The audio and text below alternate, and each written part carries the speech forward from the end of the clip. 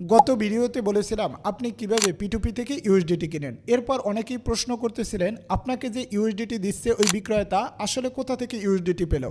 আজকের ভিডিওতে সেটাই বলছি।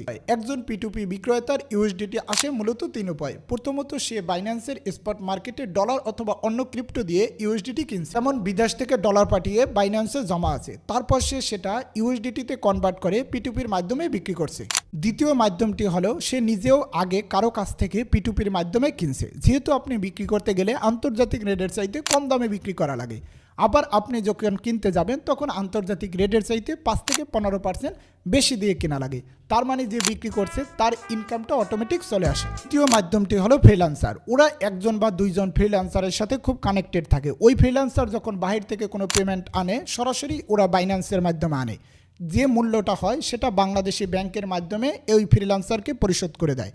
তাই এই সোর্সে সবচাইতে ডলার বেশি সংগ্রহ করে থাকে। এখন বিক্রয়তা কাজটা কিভাবে করে। বিক্রয়তা প্রথমে স্পট ওয়ালেট থেকে তার ইউএসডিটি P2P ওয়ালেটে নিয়ে আসে, তারপর একটা বিজ্ঞাপন দেয় যে রেটে তিনি বিক্রি করবে, আর তার জন্য সবচাইতে ভালো এমন একটা পেমেন্ট মেথড বেছে নেয়। তাহলে পুরো সিস্টেমটা দাঁড়ালো এভাবে।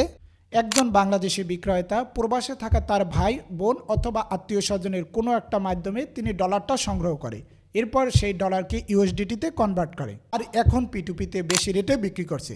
কারণ বাংলাদেশের ডলারের চাহিদা বেশি, তাই আন্তর্জাতিক রেটের চেয়ে 5 থেকে 15% বেশি রেটে বিক্রি করা যায়, আর এটাই বিক্রেতাদের প্রধান লাভ। তাহলে সহজ কথায় বাইন্যান্স নিজে কোনো ইউএসডিটি বিক্রি করছে না, বাংলাদেশি একজন মানুষ অন্য এক বাংলাদেশের কাছে ইউএসডিটি বিক্রি করছে, আর মাঝখান থেকে বাইন্যান্স শুধু নিরাপত্তা দিচ্ছে। কিন্তু একটা বিষয় মনে রাখবেন, এই পুরো প্রক্রিয়াটাই কিন্তু বাংলাদেশের আইন অনুসারে অনুমোদিত নয়।